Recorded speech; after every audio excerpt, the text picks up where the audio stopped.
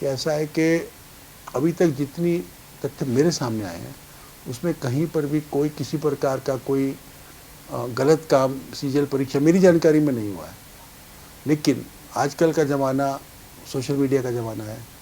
कोई व्यक्ति कोई पेपर को किसी को सोशल मीडिया पर डाल करके कर सकता है और हमारे नौजवान भड़क जाते हैं, क्योंकि नौजवानों का तो जीवन में उद्देश्य है कि नौकरी पाना। और निश्चित रूप से अगर एक 100 की बहाली होगी तो 1000 तो बहाल नहीं हो पाएंगे, 100 ही बहाल होंगे।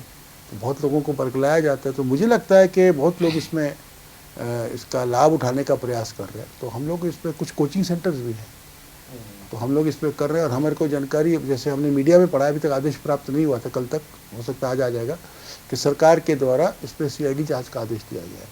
तो अगर सीआईडी जांच का आदेश सरकार के द्वारा दिया गया है, जैसा मुझे पता लगा इनफॉर्मली हुआ है, तो जैसे ही वो आदेश हमें प्राप्त होगा हम इसके लिए सीनियर लेवल की एक एसआईटी बनाएंगे अंडर एक आईजी के लेवल पे, और उसमें हम अच्छे अधिकारियों को लगा करके जो भी शिकायतें हैं उसके हर पहलू पर हम लोग विस्तृत, निष्पक्ष और साफ सुथरी जांच हम लोग करेंगे।